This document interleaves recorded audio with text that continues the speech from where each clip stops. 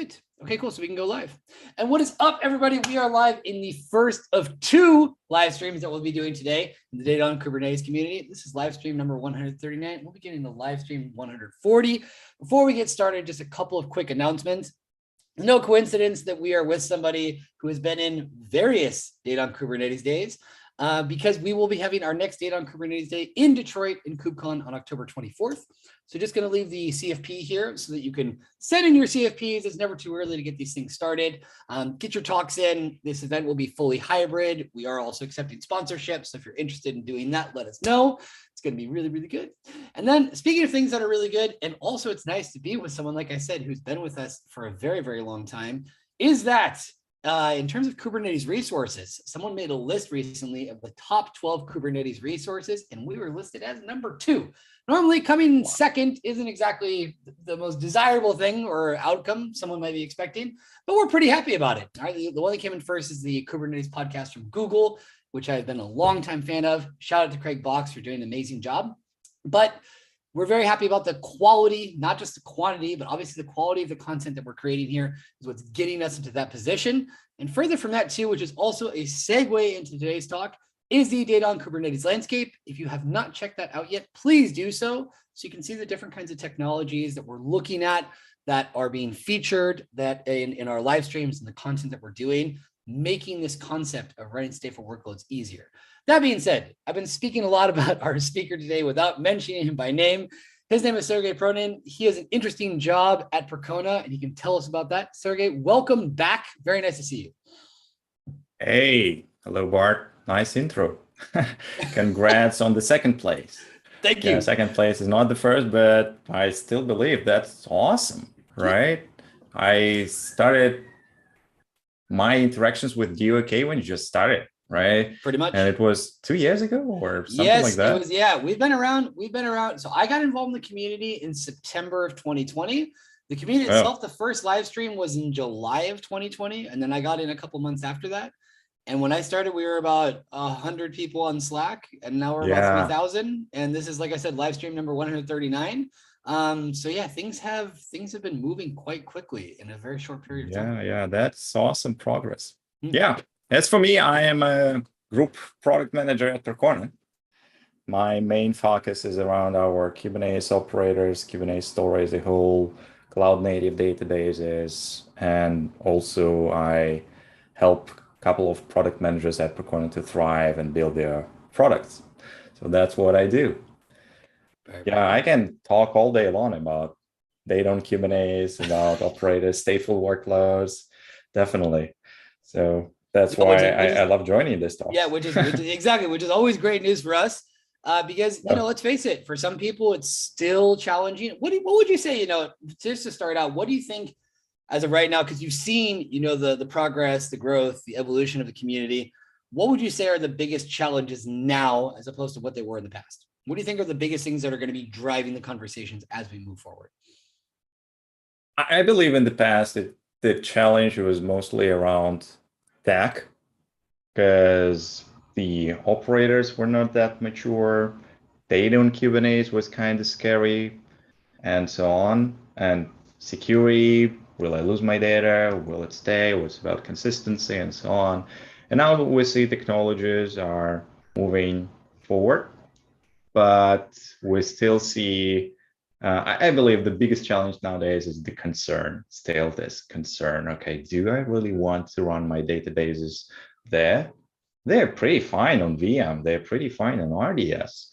Why would I move them to Kubernetes? And that's the question that administrators are asking themselves. But once they see, okay, yeah, it works. Wow, and I can do this thing, I can do that thing. Oh, it's awesome. Wow, what about stability? Let me go and listen to what Sergey says on the DoK podcast, right? No, but I think it's a good point, though. Like you said, is that the technical challenge is what it is.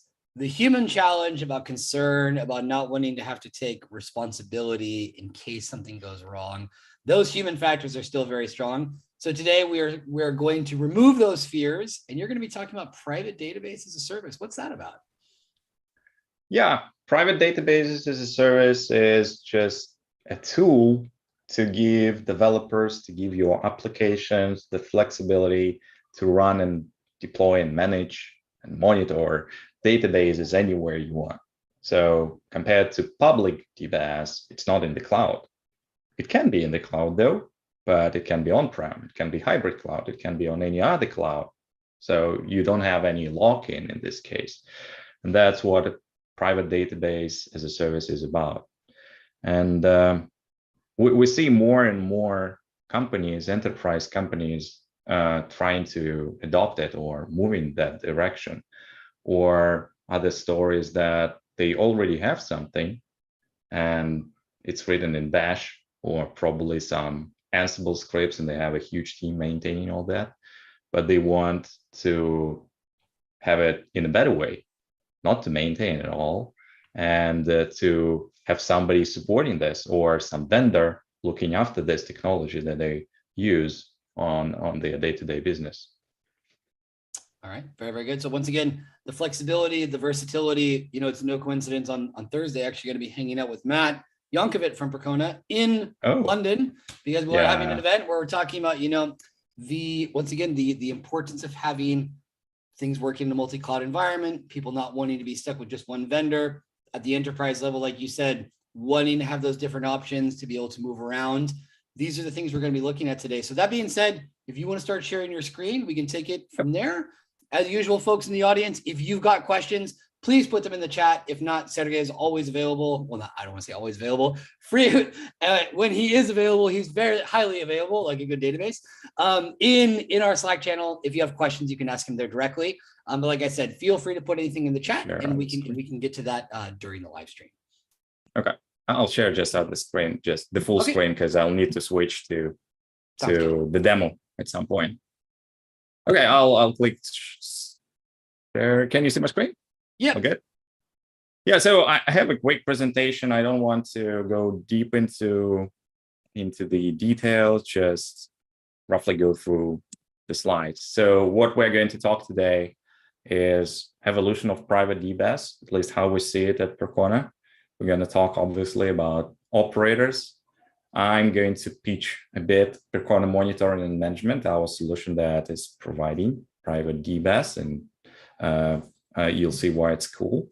And I'm going to show a quick demo, like how it works, what it can do. And also after the demo, I'm going to share what's coming, where are we heading, and so on. So evolution of private DBaaS. So there are these problems that we just discussed with Bart. So whether there is a developer or the application or the business desire to automatically deploy and manage databases somewhere, you need DBaaS probably, right? And the beauty of it is that you get a database with some kind of predefined configuration, so you don't need to come up with manual configuration all the time.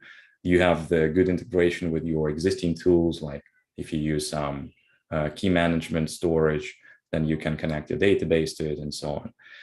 And it's done through DBaaS, so it's a service, database as a service. And what is more, it's not only about developing the database, but it's also about managing the database.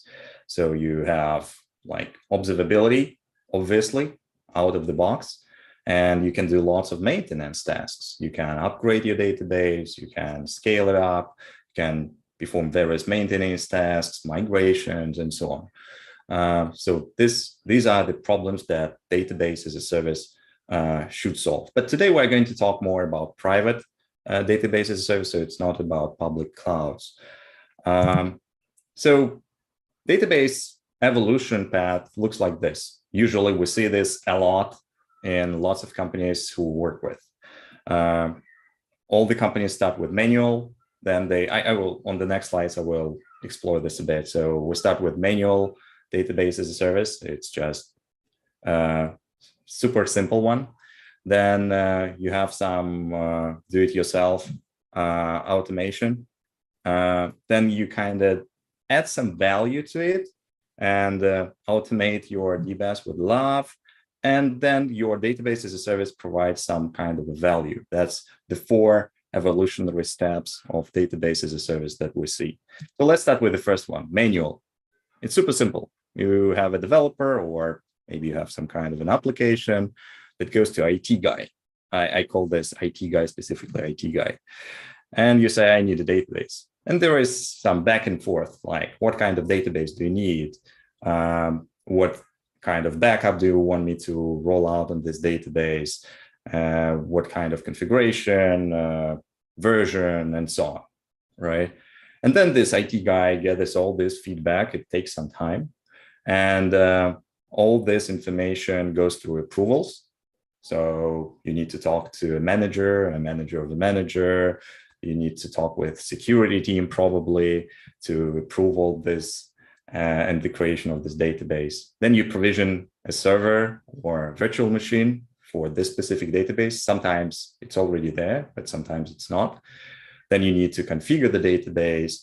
Then you do some maintenance, right? And it looks like it's prehistoric thing, but there are companies that do things like that.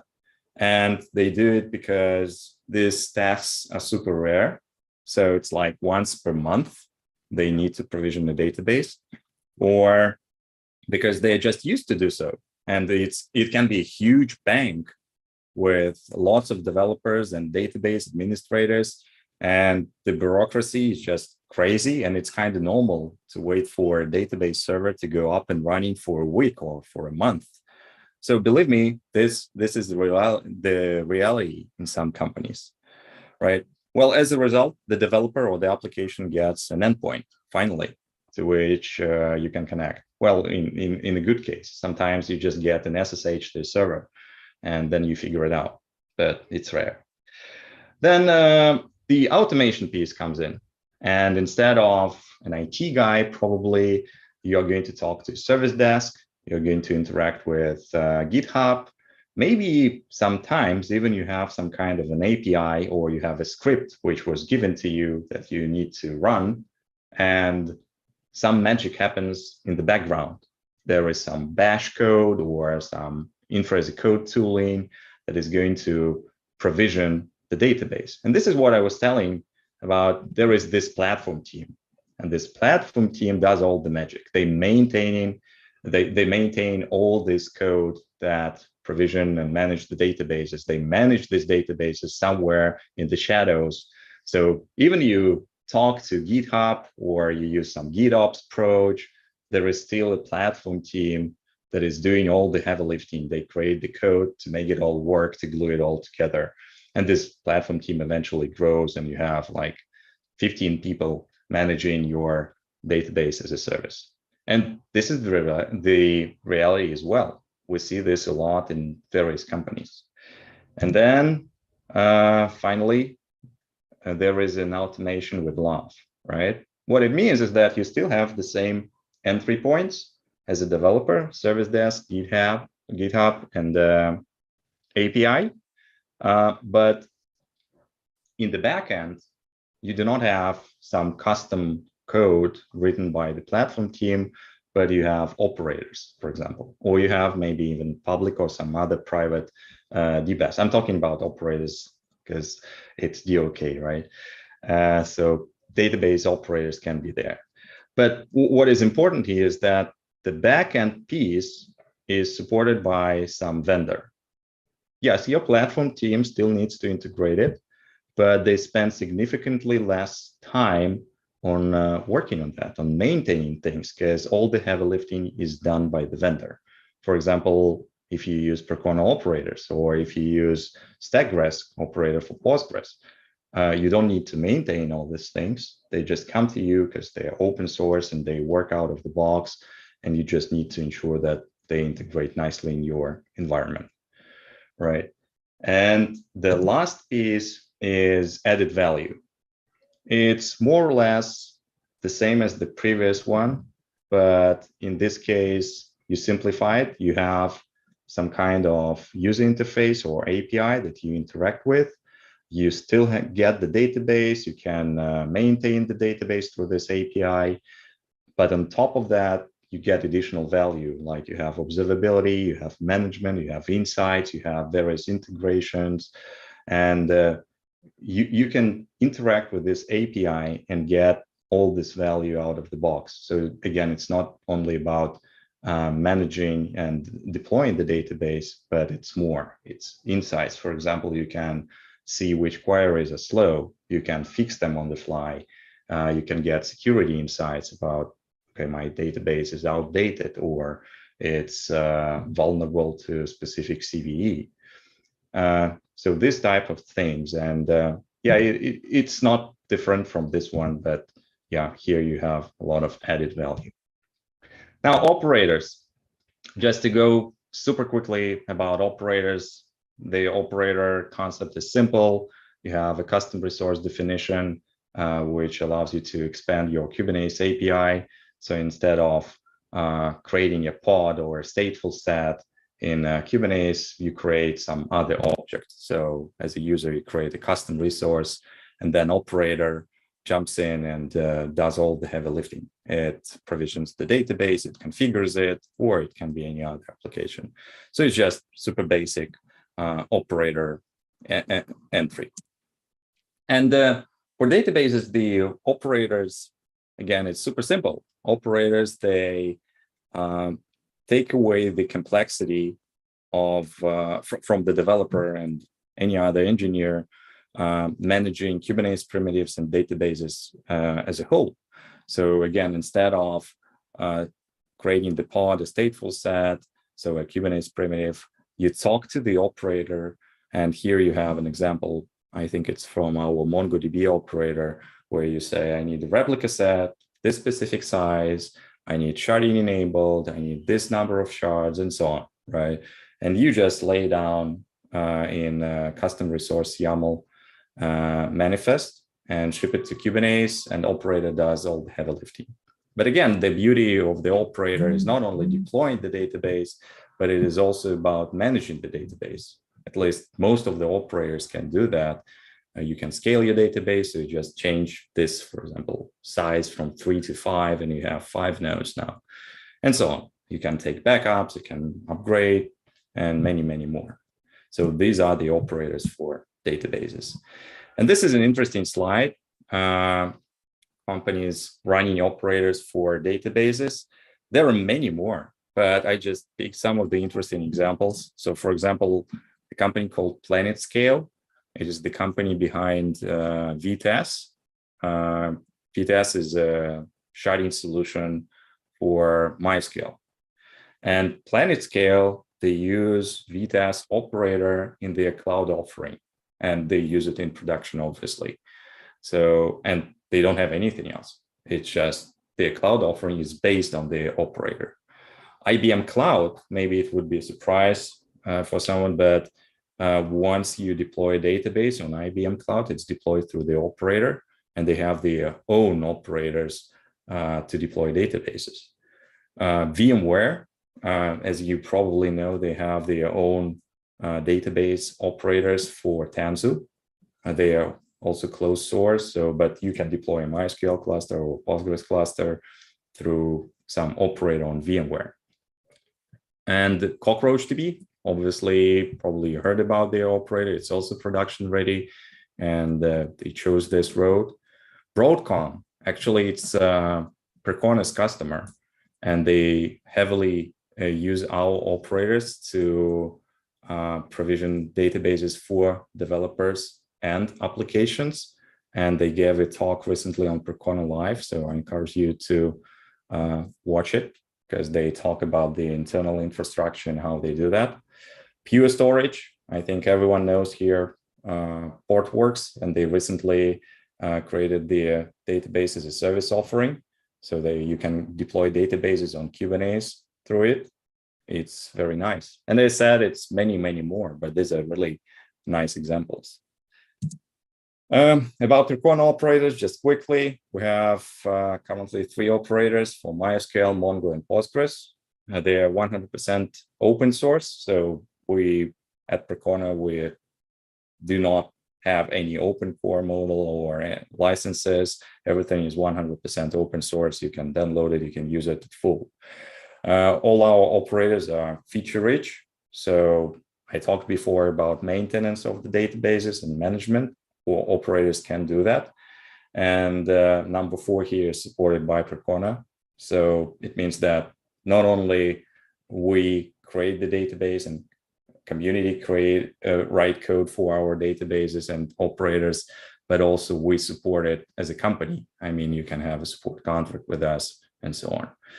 You can read more about our operators there on the link. I think Bart is going to share the slides later on. Now going to the fun part, Percona Monitoring and Management. It's 100% open source database monitoring tool. But again, it's 100% open source. We use products like Grafana, Victoria Metrics, ClickHouse underneath, and we bundle them together, and we have lots of our code written around it so that we can provide a great database monitoring experience. We're not trying to provide a monitoring tool for everything, but we're strongly focusing on databases, specifically on MySQL, Mongo, Postgres, MariaDB. You can monitor cloud instances if you like, and so and many more. And again, it is supported by Percona, and it comes with lots of dashboards, with alerting capabilities, with advisors, which is the insights that I was talking before. But an interesting thing here is that one of the M's in PMM stands for management. It's Percona Monitoring and Management.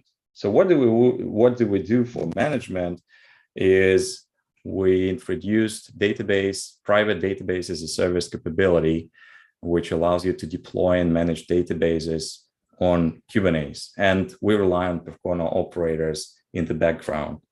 So the walkthrough is simple. You remember this schematics I was showing before. So the developer or the application interacts with our API and like, hey, give me a database. And what DBaaS functionality does, it interacts with Kubernetes APIs through our operators and deploys database clusters. And as a result, your developer or application gets the endpoint to connect to. But on top of it, you also get the built-in observability. You can manage your databases. You can get additional insights. And through our operators, you can also have various integrations like with HashiCorp Vault or with public clouds and many, many more. And I think the next slide is about, this is going to be the demo. But do you want me to pause a bit and do some Q&A? Sorry, yeah. So you were mentioning something earlier about, customers. And one of the things that we've encountered different times when we talk about greater pattern is some of the doubts that some customers might have. Let's say that they're not familiar with it. Some people will also, even I've heard used it, they will say platform instead of operator. So that's a term that it's friendlier. How do you approach this subject of educating customers about operators to empower them to be able to use them themselves? Are there any doubts that come up more often than others? Anything you want to comment on in that regard?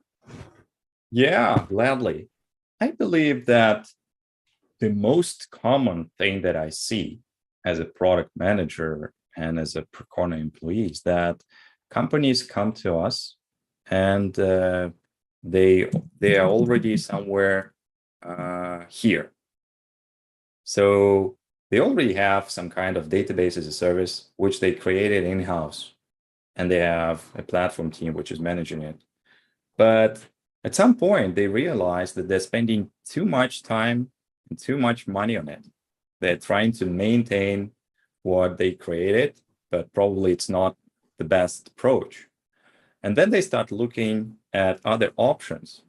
And they already have Kubernetes cluster where they run application or applications, and it is pretty heavily utilized.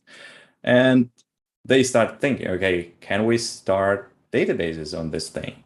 What can we do? And then they found Percona, and then they come to us and say, hey guys, can you help us with that? This is the most common thing that I see, right? We built our DBaaS, it sucks. Well, it works, but it sucks, and we need something better, and we're thinking about Kubernetes, right? Please help us out. And then they go with it. right? And we do some POCs, and they love it or hate it. Definitely not all, you cannot win all the battles, right? But if someone is interested in running databases on Kubernetes, they would pretty much go that road because, well, they see that technology is mature enough to use it. To your other point that can we persuade someone to run on Kubernetes if they are not on Kubernetes, if they have never heard? That's harder one, because if the company does not have any Kubernetes expertise whatsoever, definitely it's a bit scary because they need a Kubernetes architect or at least an engineer who is going to support them on this journey. Even if they would run on a managed Kubernetes cluster somewhere in public cloud, you still need at least some level of Kubernetes knowledge. And that scares them off a bit, right? And definitely there are things that we're working on that we want to simplify this journey completely with our PMM, where you click a button, you get a cluster, a Kubernetes cluster, and then you get DBaaS on this cluster up and running. And we're moving towards this journey, but still it's a bit scary. I think, right? If you don't know the platform, probably you don't want to use it. But I think DoK survey shows that how much 80% of companies are using Kubernetes already, and I believe 70% are running stateful workloads there. It's a big number, right? So going forward, this number is going to grow, and this journey would be much smoother. Very, very good points there. And like you said, it's we often talk about, the challenges, and sometimes it can be a talent challenge of not having the right people, but that also relates to a knowledge challenge or a gap that's not necessarily there. So like you said, if they're not familiar with Kubernetes, kind of like one thing at a time and being able to be on the right phase of the journey. One question that came up, that was actually mentioned by a community member before we even earlier today. And maybe you'll get to this a little bit later in the demo. So if you want to address it later, that's fine. But regarding, touch data, data security, encryption at rest and data protection options when using, we're going to be talking about private database as a service. Is that something you would like to address now, or you prefer to get to later in the demo? No, I can address now. Okay. I don't have it planned in the demo, but we can do that. The thing is, for Percona specifically, I'm not sure if I can talk about other companies, but for Percona, what we do is we take our database software, and we have MySQL, Mongo, and Postgres, and we run it on Kubernetes. And whatever capabilities our database software provides, we are doing our best to maintain the parity of these capabilities on Kubernetes. So if you have data at rest encryption for MySQL, you're going to have it on Kubernetes with our operator, right? I love to say that this is this evolutionary journey where you started with bare metal servers, then it was VMs, then it was containers, and now it is Kubernetes. And it's just moving the technology from one platform to another. And if this technology supports this, well, it's going to run on Kubernetes as well. Definitely, Kubernetes introduces a lot of bits and pieces. It has a lot of moving parts. It's volatile. Nodes are going up and down all the time, and it's kind of normal. But our operators and many other operators in the community that you would see, they are ready for that. They're ready to support your database consistency and data consistency on Kubernetes, no matter what. Good to know. Perfect. All right. Well, that being said, if you want to jump into the demo, go for it.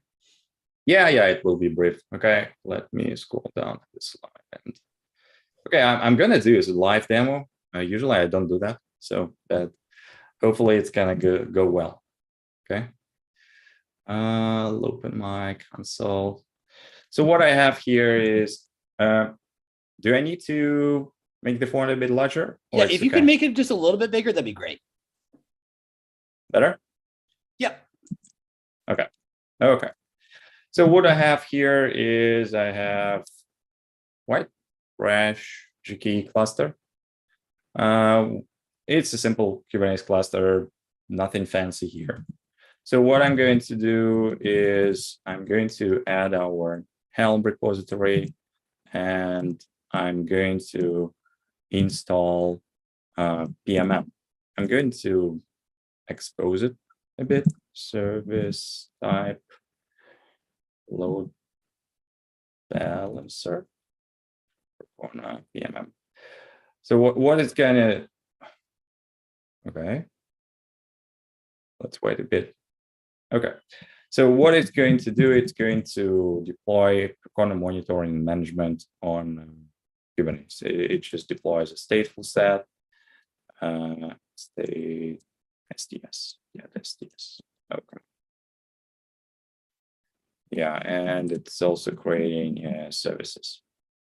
So you see, it's going to create a load balancer service so that I can connect to it through public IP. Probably not a good idea if you're running this in production. Let's see. It's going to take some time, I guess, because you need to fetch the image. But I want to do this. Yeah, it's pulling. Yeah, for PMM, PMM has lots of components in it. It is Grafana, it is ClickHouse, it is Postgres, and it is Victoria Metrics for time series. And currently we have it all in one container. Specifically, if you want to break it down into smaller chunks, we are going to work on that. I'm going to talk about it a bit later. We have a plan to break it down into full microservices architecture so that you can scale it properly and do all the things that you want. So let's see if it's up and running. Yes, it's up and running. So what I need to do now is I need to connect this IP address, but before doing that, I need to get a password. Once you install,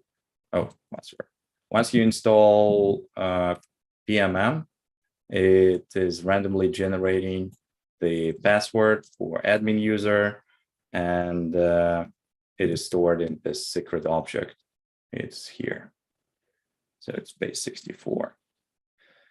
You can do it with me, by the way. I don't mind. Code. Do echo again.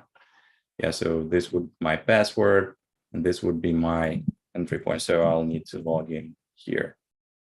Let's see, I'll copy paste it to my, where is my presentation? Here. Okay. Okay, I don't have any, we have some self-signed certificate, but you can use your own, which would be valid, but I'm going to proceed here. Okay, I'm gonna use this password. Admin and password. Yeah, I'm logged in. Good. So now I'm logged in. This is Percona Monitoring and Management. What I need to do right now to show you the full power of it is to enable DBaaS. So the way it works is you need to do it here. It's a tech preview feature, so we kind of disable it by default, and we'll need public address just in case. Okay. So now you're gonna have this one, right?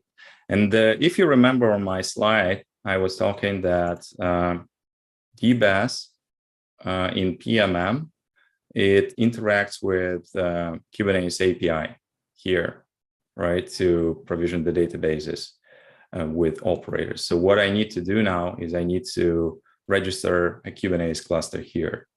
I can use the same GKE cluster. Let me try to do that, because with GKE it's a bit trickier, but I'll try easy. Let me do this quickly. Make it work. Yeah, probably I'll need to create some roles. Okay, now let's do the following thing. We're going to do the following. We're going to create a brand new Civo cluster. Anyone ever used Civo? Okay, I'm asking Bart here. Okay, but I don't know. Oh, definitely. We've definitely got plenty of Civo people for sure. Okay, yeah. So I love Sivo a lot because it's super simple and it's super fast. I do a lot of experiments on it because I can provision a Kubernetes cluster like in a minute or something like that. I'm going to just create a brand new so you would not think that I'm cheating or something. Okay, I'm going to create, let's create large and create cluster. So let's wait a bit.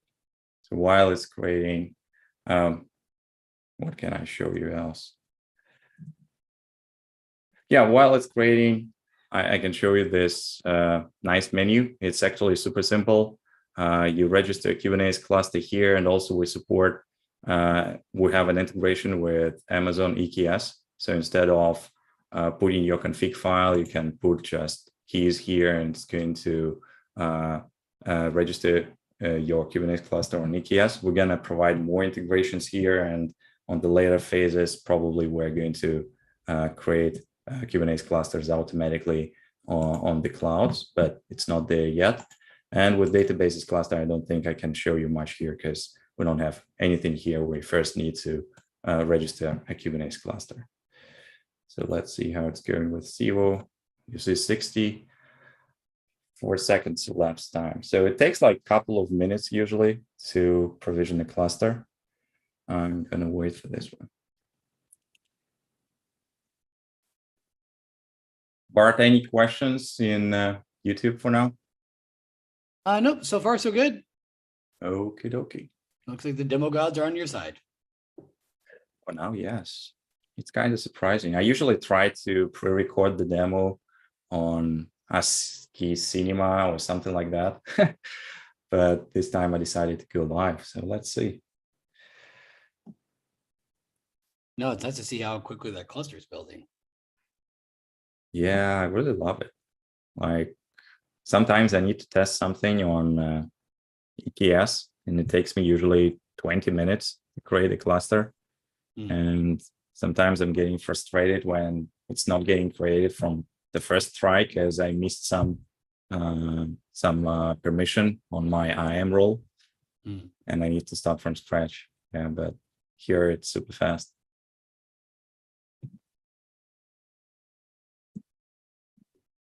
Okay. Hopefully we have not jinxed it.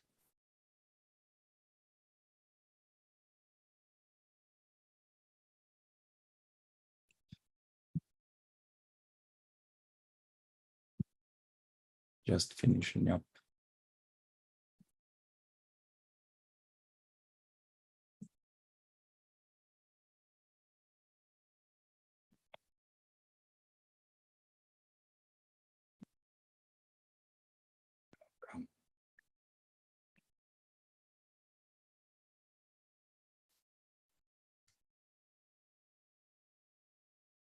Wait for something. Okay.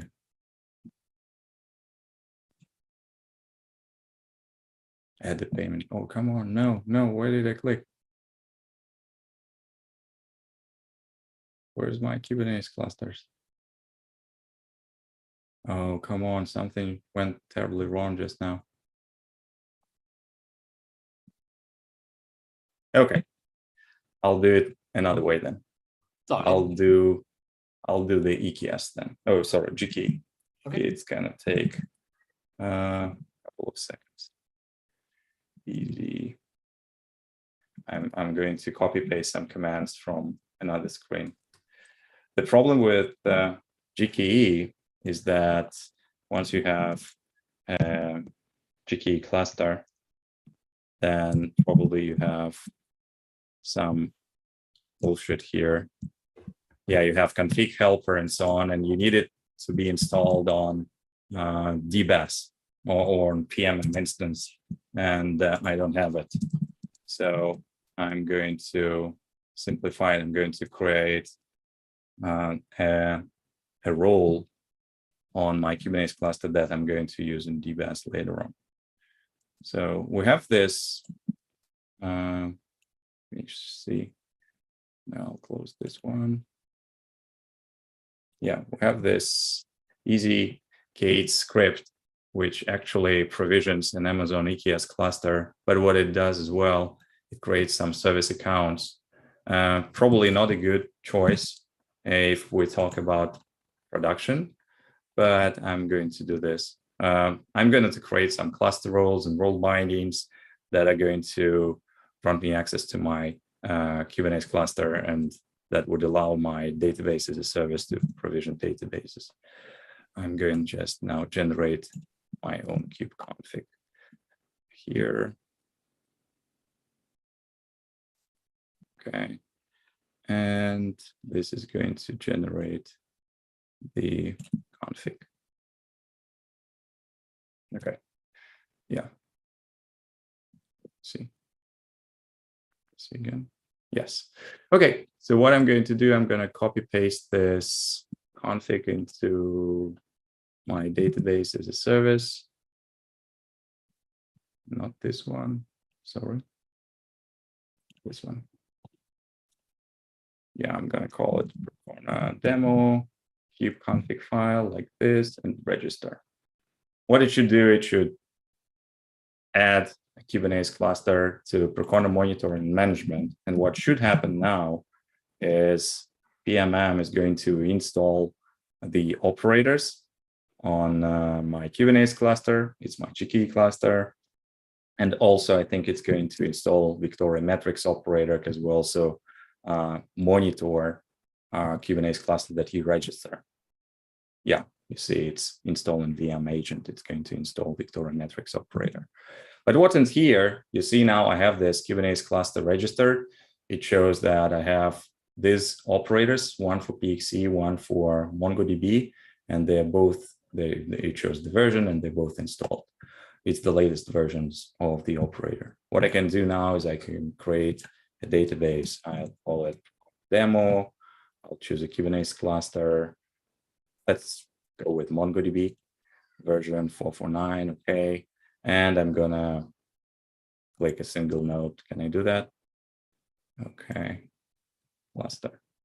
No, single. Okay, cluster. Cluster it is. I don't need external access. It's just for demo. You see, I'm using a lot of resources already. So I'm gonna lower it down so that I have small cluster. That'll do it lower as well. It's fine. So what I'm doing right now is I'm deploying a MongoDB cluster on my GKE cluster through DBaaS. I'm going to click create cluster right now, and that should be it. Then, as I said, database as a service is starting to interact with Kubernetes API. What's it's actually doing is just creates a custom resource here, which is called PSMDB. It's one of the custom resources that our operator uses. Let's see. Yes, it's Percona demo. So we can see it -o YAML. And it's just the custom resource definition of our database cluster, which is managed through our operator. So you see, where is it?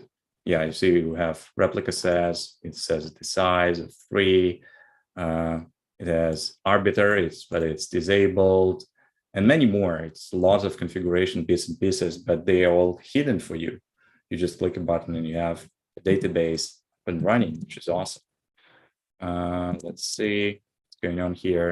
In here, it's full access to Kubernetes, so I can see what's happening. The pods have been created. In DBaaS itself, I see that it's been processing. So it shows some status like how much is done. Also, what is interesting here is this button here. Once I click on it, I'm going to get to the monitoring stats for this specific cluster. So this is another thing that I was talking about. DBaaS is not only about deploying the database, but it's also about monitoring. Right now, you don't have any monitoring stats because it's fresh cluster, but you're going to see lots of graphs here going forward. Okay, so it's still deploying. Is it done? Almost, right? So I have Mongos. One of my containers is still not fully up. 4, 7. You see, even a simple MongoDB cluster, it is like 9 pods already. It is config servers, it is replica sets, it is demo, right? So now the cluster is up and running, and this is the password to connect to it. This is the endpoint. I'm not exposing my cluster to the public, but I can do that. And you can now edit your cluster like you want to add more resources, you can scale it and so on. And more functionality to come, like upgrades. They're also already available, but they are available on the operator level. Once the new version of the operator is available, it's going to notify you here that you need to upgrade. You can scale, obviously, through editing it. You can restart, suspend, delete, and so on. And yeah, and here you have this monitoring, but again, I don't think we're going to see any data right now. Probably. Yeah, so it's fresh cluster, it will take some time. Good. So this is the piece of the demo that I wanted to show. Any questions so far, Bart? Okay.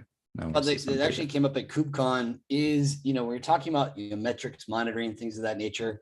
We often talk about the roles of practitioners of data on Kubernetes, and we speak about SREs, we speak about DBAs, and then from there also DBREs. The role of observability, where, if we're talking about people that are in this space, they're going to be working with databases. Is this something that you feel that there's also a knowledge gap where people from the database space aren't as necessarily equipped or trained in the same ways that folks that are more from the sysadmin DevOps SRE side would be? I think so, yes. Definitely databases are not easy. And databases on Kubernetes, they are not easy, but also sometimes they're scary. And when you run something like this, you need to ensure that you have proper observability tools in place that you can understand what the heck is happening with my environment right now. And it's our goal as a company, as Percona, and as a community to provide such tools that anyone can use and get valuable insights. We have lots of iterations on our dashboards. We have here tools like Query Analytics that are quite popular among SREs and database administrators, but it's a ton of work that we can do, and lots and lots of improvements can be made, definitely. And it is specific to, I believe, mostly troubleshooting, because when you have an issue with the database, probably you can quickly debug it by logging into the database or looking at your stats. But then with Kubernetes aspect, it's a bit more complex because you can have, I don't know, CNI acting up, and you need to debug it somehow. And right now you cannot do it with PMM, for example. You probably need to log into Kubernetes and figure out what's going on. Definitely there are challenges, but we're working on overcoming them. I'm a positive person. I'm looking ahead, and I think we have a bright future ahead. No, and from everything that you're sharing here right now, I think it just, like you said, whether it's Kubernetes or anything else, change in general is something that we resist and that we tend to avoid or hope that somebody else goes first, and then we can do it after they do. And for some folks that feel like they're doing things for the first time, it can be challenging. But like you said, looking at things calmly, using the resources that are available, and seeing just in this particular space how far we've come in a short period of time is something that I think that a lot of people agree is comforting. And like you said already, is if the survey from last year, all right, this is the data that we got from last year, was showing these numbers of over, that 90% of organizations believe that Kubernetes is ready for stateful workloads. Over 70% are actually already doing it. So, the evidence is very, very clear in that sense. Anything else that you'd like to mention before we finish up? Let me see. Probably I had the demo. Yeah, I wanted to share quickly what is coming. Good. So a couple of things that we want to enhance in PMM and database as a service.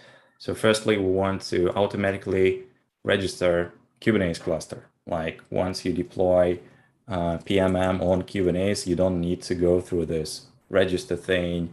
and so on, it's going to be automatically registered already, this specific Kubernetes cluster. Now, what you mentioned, like Kubernetes monitoring, we want to improve on this side of things, because if you look at how you do this now, you have a server or you have a VM and you monitor it. But Kubernetes is not a single server, it's a swarm of servers, it's multiple nodes, and you need to be aware of what is happening in your environment as a whole.